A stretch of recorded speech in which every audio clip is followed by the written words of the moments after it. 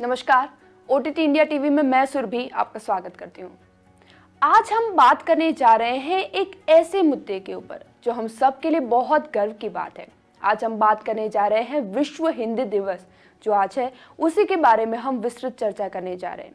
हिंदी जो न मात्र एक भाषा है बल्कि हमारी पहचान है।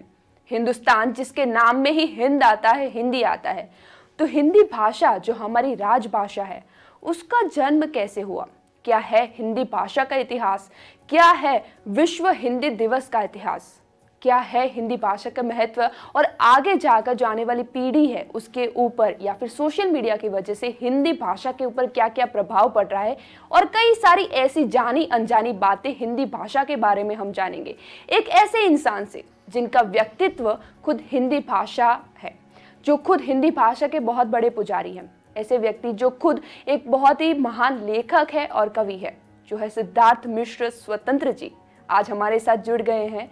तो सर, सबसे पहले बहुत बहुत स्वागत है आपका ओटीटी इंडिया टीवी में। सबसे पहले सर, आज विश्व हिंदी दिवस है, तो सबसे पहले शुरुआत करेंगे कि विश्व हिंदी दिवस की शुरुआत कैसे हुई और क्या है उसके पीछे का इतिहास। जी देखिए, हमारा देश जो है आज़ादी से पहले कहीं ना कहीं पराधीनता के बंधनों में जकड़ा हुआ था। तो उस समय भाषा का जो है एक या देश को एकीकरण करने का एक बड़ा साधन था। हिंदी भाषा एक बहुत बड़ा साधन बनी।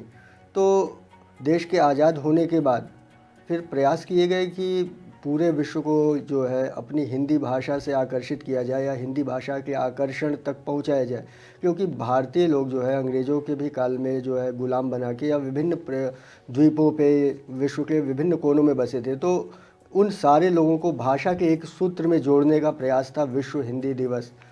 तो इसकी जो शुरुआत हुई, आरंभ हुई, हालांकि इसके प्रयास 70 से 80 के दशक के बीच में शुरू हो गए थे। 1975 में नागपुर में पहली बार जो है विश्व हिंदी दिवस का आयोजन किया गया था।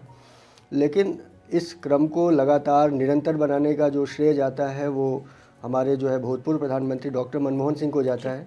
उन्होंने वर्ष 2006 में हिंदी दिवस मनाने की शुरुआत की। उसके बाद ये जो सिलसिला था ये चलता रहा और भारत के जो है विभिन्न दूतावासों में, विभिन्न देशों में स्थित जो दूतावास है वहाँ पे हिंदी दिवस मनाया जाता रहा। जी, तो सर जैसे आपने बात की कि इस जैसे धीरे धीरे हिंदी भाषा का विकास हुआ, मैंने कहीं भी पढ़ा था कि पहले हिंदी भाषा जो थी वो केवल विद्वानों या फिर जिन लोगों को संस्कृत आती थी उन लोगों में ज़्यादा प्रचलित थी, लेकिन धीरे धीरे हिंदी भाषा का विकास हुआ और आज हिंदी भाषा तकरीबन 425 मिलियन लोगों की प्रथम भाषा है और तकरीबन 120 मिलियन ऐसे लोग हैं जो अपनी दूसरी भाषा के रूप में हिंदी का इस्तेमाल करते हैं। तो वहाँ से लेकर यहाँ तक जहाँ पर इतने सारे लोग हिंदी को अपनी भाषा मानते हैं, हिंदी का इस्तेमाल करते हैं, वो कैसे हिंदी का कैसे सफ़र ये से हुआ? देखिए, पहली बात क्या है, हिंदी की जो उत्पत्ति हुई ये संस्कृत निष्ठ भाषा है। इसका जो जन्म हुआ वो संस्कृत से हुआ और हिंदी हमारी संस्कृति की भाषा है। तो मूलतः हिंदी भाषा को जन भाषा बनाने का श्रेय कहीं ना कहीं हमारे जो है पुराने कवियों को जाता है या पुराने जो है सर्जकों को जाता है, जैसे तुलसीदास जी। बिल्कुल। रामायण ऑलरेडी जो है इससे पहले जो है वाल्मीकि रामायण वो संस्कृत भाषा में उपलब्ध थी। बावजूद उसके तुलसीदास जी ने जो है जब हिंदी में इसका सृजन किया तो उनका उद्देश्य था जन सामान्य तक पहुंचना। और ये हिंदी भाषा की खूबी भी है कि वो विभिन्न भाषाओं से अलग अलग तरीके के शब्दों को अपने साथ समाहित कर लेती है और फिर वो हिंदी का ही एक भाग बन जाते हैं। अच्छा, अगर भाषा के रूप में भी देखें तो विश्व की अन्य भाषाओं की अपेक्षा हिंदी का जो शब्दकोश है वो कम से कम 10 गुना बृहद है। अगर आप अंग्रेजी के मूल जो है रूट वर्ड्स जिनको कहते हैं, मूल शब्दों की बात करें तो 10,000 शब्दों का शब्दकोश है लैटिन वर्णमाला से। लेकिन यहीं अगर आप हिंदी की बात करते हैं तो यहाँ 2.5 लाख शब्दों का बड़ा शब्दकोश है। और अभी भी हिंदी की जो भूख है वो तृप्त नहीं हुई। वो विश्व की अन्य भाषाओं से जैसे जैसे संपर्क, सांस्कृतिक संपर्क बढ़ रहा है, अन्य भाषाओं से शब्द लेती जा रही है। इस तरह हिंदी का विस्तार और आम होने के साथ साथ हिंदी आम जनता की अब दुनिया के कोने कोने तक पहुँचती जा रही है। जी, तो जैसे सर माना जा रहा है कि भारत का जो स्वतंत्रता संग्राम जो था, उसमें भी हिंदी भाषा ने बहुत ही महत्वपूर्ण योगदान दिया था, क्योंकि हिंदी भाषा जो थी उसी की वजह से सारे लोग एकजुट हुए। हिंदी भाषा जो थी उन्होंने सबको एक सूत्र में बांधने का काम किया। तो अगर स्वतंत्र संग्राम की बात करें तो किस तरीके से हिंदी भाषा ने उसमें अपनी भूमिका निभाई? जी, ये बड़ा महत्वपूर्ण प्रश्न जी है और हिंदी पत्रकारिता का एक बड़ा योगदान रहा है जी भारत को जो है आज़ादी दिलाने में। उस दौर में एक बड़ा प्रचलित जो है शेर था, वो मैं आपको बताना चाहूँगा। एक शेर था कि खींचो न कमानों को न तलवार निकालो, जी खींचो न कमानों को न तलवार निकालो, जी जब तोप मुकाबिल हो तो अखबार निकालो। तो उस दौर की हिंदी पत्रकारिता ने इतने जो सरोकार, जो अपने जन सरोकार थे, उनका इतना निष्पक्षता से समायोजन किया कि लोगों के अंदर एक जो है राष्ट्रवाद की अलग जागी, लोगों के अंदर पराधीनता की भावना के प्रति विद्रोह का सूत्रपात हुआ और वही विद्रोह कालांतर में जाके हमारी स्वाधीनता के रूप में हमें प्राप्त हुआ। जी। तो जब सर हम बात करें कि विश्व में हिंदी भाषा की, तो तकरीबन 150 जितने ऐसे देश हैं जहां पर हिंदी भाषा बोलने वाले लोग मौजूद हैं। तो अगर वहां पर उनकी खुद की एक अलग भी भाषा है, तो जब हम बात करें इन सब भाषाओं की आपस में तुलना तो नहीं की जा सकती, लेकिन जब आपस में एक दूसरे की बात करें तो किस तरीके से हिंदी भाषा जो है वो दूसरी भाषाओं से ज़्यादा महत्वपूर्ण है, ज़्यादा ताकतवर है? जी, सुरभि जी, सबसे पहली बात जो हिंदी भाषा के जो सबसे बड़ी विशेषता ये है कि समाहित करने की क्षमता, जी एक बड़ी विशेषता। दूसरी विशेषता ये है कि ये संस्कृत से उत्पन्न हुई एक भाषा है और आप देखेंगे तो संस्कृत का हस्तक्षेप जो है लैटिन व में भी आपको मिलेगा। जैसे कि संस्कृत में एक शब्द आता है पथ जी और वही शब्द इंग्लिश में जाके पाथ, और तब आप हम मतलब दोनों का समान है, रास्ता। तो हिंदी को जो संस्कार मिले, जो है अपने जो है विरासत जो मिली संस्कृत की या जो है तमाम उस काल के विद्वानों की, वो ग्राह्यता हिंदी की बहुत ज़्यादा बढ़ गई। और हिंदी का अगर आप अलंकारिक सौंदर्य देखें अन्य भाषाओं की अपेक्षा, तो अलंकारिक सौंदर्य भी हिंदी का श्रेष्ठ है। इसके अलावा अगर वर्णमाला में देखें, क्योंकि किसी भी भाषा को हम जो है किसी भी भाषा की सापेक्षता का जो परख होती है वो उसकी वर्णमाला से होता है। अब आप अगर लैटिन भाषा या जो है इंग्लिश अल्फ़ाबेट्स की बात करें तो वो टोटल 26 कैरेक्टर्स यानी 26 वर्णों पर आधारित भाषा है। अब आप हिंदी का अगर विस्तार देखिए तो जस्ट डबल है, 52 कैरेक्टर्स। तो जो ये द्विगुणित विस्तार है, इसने हिंदी को असीम संभावनाएं दी हैं, असीम उच्चारण दिए हैं। उच्चारण रूप में जैसे री, ड़, ये कुछ ऐसे शब्द हैं जिनका उच्चारण एक हिंदी भाषी तो कर सकता है, लेकिन विश्व की अन्य भाषा बोलने वाले उस उच्चारण के सामने जो है नतमस्तक हो जाते हैं। इसलिए कहा जाता है हिंदी भाषी जब विश्व की किसी भी भाषा को स्वीकार करता है या बोलना शुरू करता है तो उस भाषा को भी उस पर गर्व होता है उच्चारण की। तो ये हिंदी भाषा का एक वरदान है हिंदी भाषियों के लिए। जी।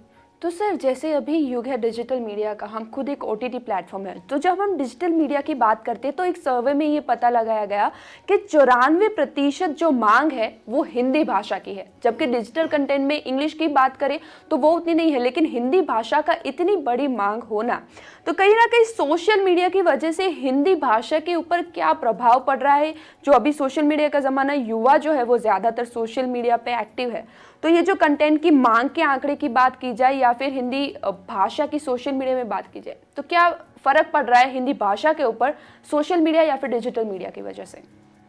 देखिए, डिजिटल मीडिया के ऊपर हिंदी का दबाव है, हिंदी प्रभावित नहीं है। पहले हमको ये समझना होगा कि हिंदी भाषा से जो हिंदी भाषा को जो है ग्रहण करने से जो लाभ मिला है वो डिजिटल प्लेटफॉर्म को मिला है, क्योंकि उनकी स्वीकार्यता बढ़ी है।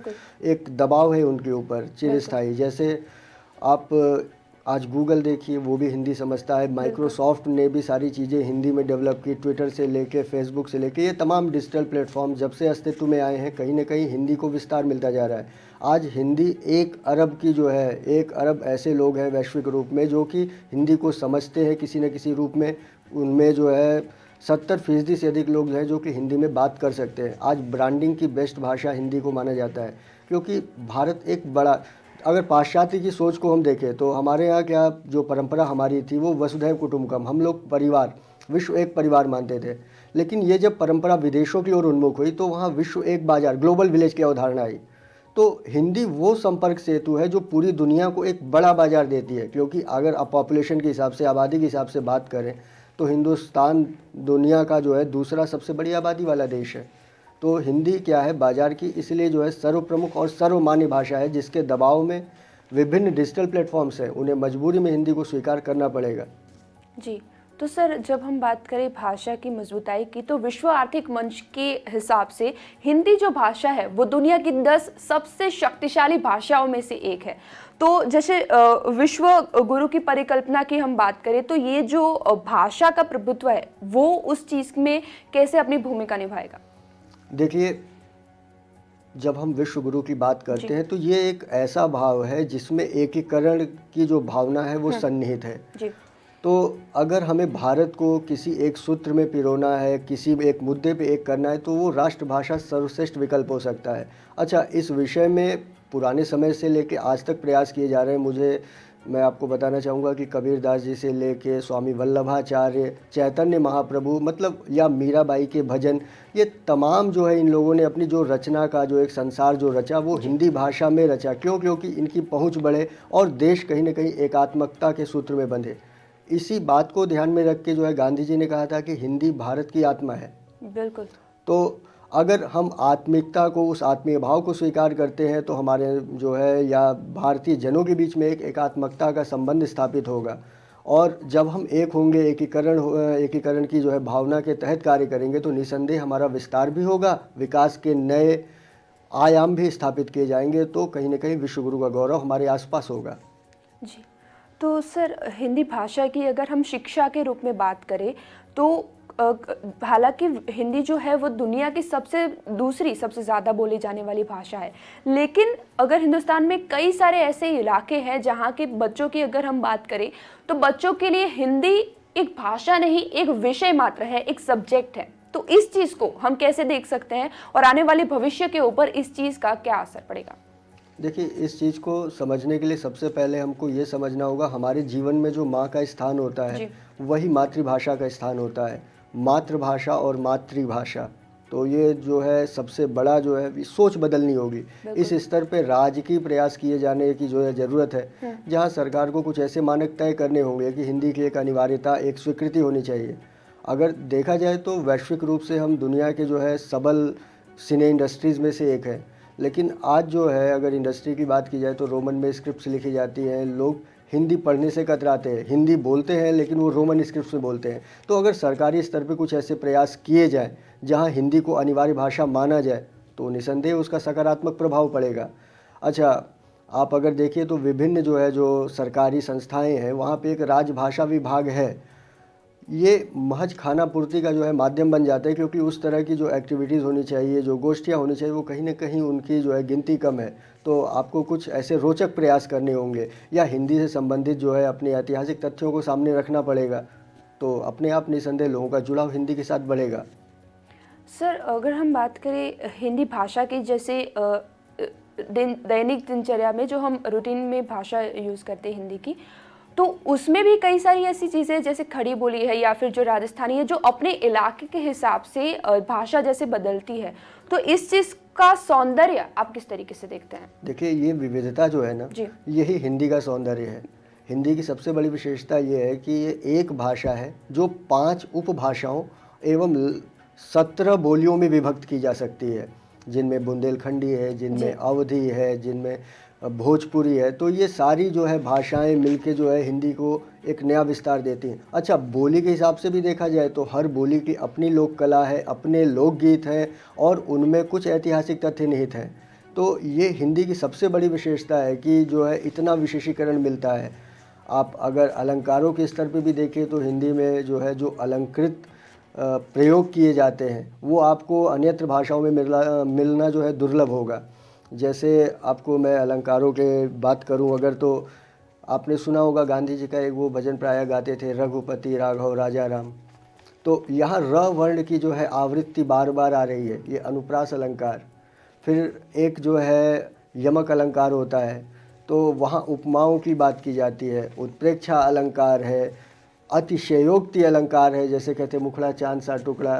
तो ये सारी चीज़ें तो ये हिंदी का विस्तार है, या हिंदी की सबसे बड़ी विशेषता है कि हिंदी के साथ आप बहुत सारे प्रयोग कर सकते हैं। और आज के समय में मैं देखता हूँ कि गुलजार, जिनकी जो है पहचान विशुद्ध जो है हिंदी लेखक से हुई थी, अभी उनका एक बड़ा चर्चित गीत था कि कजरारे कजरारे, उसमें उन्होंने एक लाइन लिखा था, आंखें भी कमाल करती हैं, पर्सनल से सवाल करती हैं। तो हिंदी सिर्फ अपनी बोलियों को ही नहीं, इंग्लिश के भी शब्दों को पर्याप्त इतनी क्षमता रखती है कि उन्हें भी समाहित कर ले, वो अटपटे से नहीं लगते। तो ये हिंदी की विशेषता है। जी, तो जब हम बात करें सर वैश्विक स्तर के ऊपर हिंदी भाषा के स्वीकार्य की, तो अगर 2017 में बात करें तो 2017 में ऑक्सफोर्ड यूनिवर्सिटी में कुछ शब्द, हिंदी के कुछ शब्द को शामिल किया गया था, जैसे कि अच्छा, बड़ा दिन, बच्चा, सूर्य नमस्कार जैसे जो शब्द है वो पहली बार 2017 में ऑक्सफोर्ड यूनिवर्सिटी की जो डिक्शनरी है उसमें सम्मिलित किए गए। तो इस चीज़ को, ये जो वैश्विक स्तर पर जो हिंदी का एक्सेप्टेंस हो रहा है, उस चीज़ को आप किस तरीके से देखते हैं? देखिए, मैं फिर आपसे बात को पुरानी जगह पे ले जाना चाहूँगा। बात यूँ ही है कि हिंदी को लेना अब एक जो है हिंदी बाज़ार की सबसे बड़ी भाषा है। हिंदी एक ऐसी भाषा है जिसे विश्व का एक बड़ा जो बाज़ार है वो समझता है। तो एक मजबूरी भी इसको आप समझिए कि ऑक्सफोर्ड डिक्शनरी में प्रतिवर्ष शब्द लिए जाते हैं। इससे पहले जंगल और डकैत जैसे तमाम शब्द जो है ऑक्सफोर्ड के शब्दकोश में जा चुके हैं, और अभी भी बहुत सारे शब्द कतार में हैं। तो जी, तो जब हम बात करें हिंदी साहित्य के बारे में, तो बहुत सारे ऐसे साहित्यकार हैं, बहुत सारे कवि, बहुत सारे लेखक हैं जिन्होंने हिंदी भाषा को अपने रूप में, अपनी नज़र से उसको वर्णन किया है। आप इन सब साहित्यकारों में या फिर कवियों में कौन सी ऐसी रचना है या फिर कौन से ऐसे कवि है, लेखक है जिसने आपको सबसे ज़्यादा हिंदी भाषा के रूप में प्रभावित किया? जहाँ तक मेरे प्रभावित होने की बात है, तो मैं जो है सर्वप्रथम नाम जो है, और एक ही नाम लेना चाहूँगा, भारतेंदु हरिश्चंद्र। उन्होंने देश को जो है एकता के सूत्र में पिरोने के लिए हिंदी का बड़ा सुखद इस्तेमाल, बहुत सरल और बहुत अच्छा इस्तेमाल किया था। वो अक्सर कहते थे कि निज भाषा उन्नति अहै, सब उन्नति को मूल। तो जब अपनी भाषा में उन्नति होगी तो हम वैश्विक जो है उन्नति के आयाम स्थापित कर सकते हैं। इस बात को उन्होंने, ये बात हालांकि जो है 100-150 साल हो गए, एक अंतराल 150 सालों का हो गया, उन्होंने तब कही थी। लेकिन आज भी अगर आप इस चीज़ को उदाहरणों से समझिए तो चीन को देखिए, आज चीन का विकास देखिए, वो दुनिया के सर्वाधिक विकसित देशों में शामिल है। तो उसके विकास के पीछे कहीं ना कहीं उसका अपनी मातृभाषा के साथ जो जुड़ाव था वो बहुत बड़ा जो है एक हिस्सा रहा। उनकी जो भाषा है मंदारिन, वो एक अबूझ पहेली बन जाती है। इसलिए पायरेसी और जो है जिसको कहते हैं हैकिंग और इन सारी चीज़ों से काफ़ी हद तक समाधान उनको प्राप्त होता है। तो मातृभाषा का एक जुड़ाव आपको उच्चतम आयाम तक पहुंचा सकता है। जैसे सर अभी आपने बात की कि चीन के विकास के में उनकी जो भाषा के प्रति जो सम्मान था, जो आदर था, उसका भी महत्वपूर्ण योगदान है। तो अगर हिंदुस्तान की बात करें तो हिंदुस्तान में भी अगर हम साहित्यिक पहलू के अलावा दूसरे पहलू जो देखें, चाहे वो आर्थिक हो गया या फिर सांस्कृतिक हो गया, उसमें हिंदी भाषा की भूमिका को आप किस तरीके से देखते हैं? हिंदी भाषा देखिए, जब ग्लोबली बात की जाए तो हिंदी को ग्लोबल बनाने में सबसे बड़ा योगदान कहीं ना कहीं बॉलीवुड का है। निरंतर उन्होंने वहाँ से प्रयास किए। जब राज कपूर की एक फिल्म आई जिसमें वो कहते हैं कि मेरा जूता है जापानी, ये पतलून इंग्लिशतानी, सर पे लाल टोपी रोसी, फिर भी दिल है हिंदुस्तानी। तो वहीं से हिंदी का जो है बाजारीकरण या विस्तार शुरू हुआ। और ये गाना कहते हैं कि रशिया में बड़ा चर्चित था और राज कपूर को एक चर्चित शख्सियतों में शुमार किया जाता था।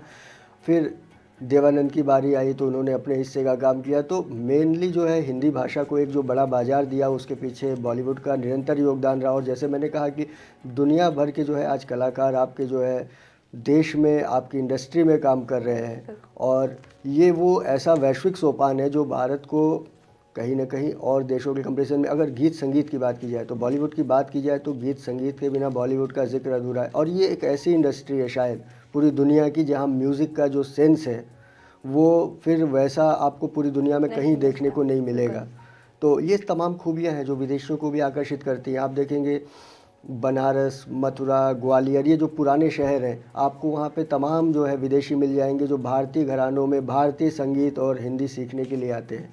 तो ये वैश्विक मंच देने के पीछे बॉलीवुड का एक बड़ा योगदान है और आगे भी ये इंडस्ट्री जो है नए सोपान खोलती रहेगी हिंदी के लिए। जी, और कई सारे ऐसे वीडियोज़ और कई सारे ऐसे फॉरेनर ब्लॉगर्स भी हैं जो हिंदी भाषा का उपयोग करते हैं। हिंदी, जैसे आपने गानों का ज़िक्र किया, वो गानों के ज़रिए भी उनको भी काफ़ी अच्छा प्लेटफ़ॉर्म मिलता है। तो कहीं न कहीं ये भाषा ही है जो पूरे विश्व को एक स्तर पर और उनको कई सारे अच्छे प्लेटफ़ॉर्म भी देती है, जो हिंदी भाषा की वजह से उनको बहुत अच्छा मंच मिल जाता है अपना टैलेंट भी प्रस्तुत करने का। अंत में सर, अगर भाषा की बात हो और आपकी लिखी हुई किसी रचना की बात ना हो, ऐसा जी। बिल्कुल नहीं हो सकता। तो अंत में आप अपनी हिंदी भाषा के लिए जो आदर है, उसको आप अपनी खुद की रचना में कैसे दिखाएँगे? सिर्फ ये मैं जो है कुछ पंक्तियाँ हैं जिन्हें मैं पढ़ना चाहूँगा, जी। जिन्हें मैंने हिंदी दिवस पे लिखा था। और इसमें जो है जन गण मन का जो एक लगाव है, एक आदर है अपनी भाषा के साथ, अपनी मातृभाषा के साथ, तो उस पे बात करते हैं। तो शुरू करता हूँ मैं। जन गण मन का प्यार है हिंदी, भारत का श्रृंगार है हिंदी। जन गण मन का प्यार है हिंदी, भारत का श्रृंगार है हिंदी। राष्ट्र की स्वर्णिम परिभाषा है, राष्ट्र की स्वर्णिम परिभाषा है, सरल सुखद सुंदर भाषा है। राष्ट्र की स्वर्णिम परिभाषा है, सरल सुखद सुंदर भाषा है। एक हैं हम, एक हैं हम, आधार है हिंदी, भारत का श्रृंगार है हिंदी। वाह!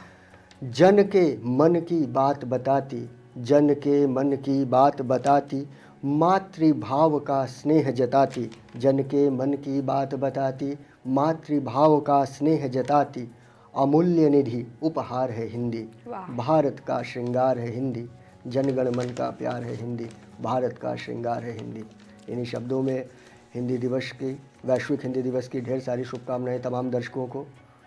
बहुत बहुत खूब सर, और जिस तरीके से आपने अपनी रचना में हिंदी भाषा को जो सम्मान दिया है, वो सच में आपके हिंदी भाषा के प्रति जो प्रेम है उसको सच में दिखा देता है।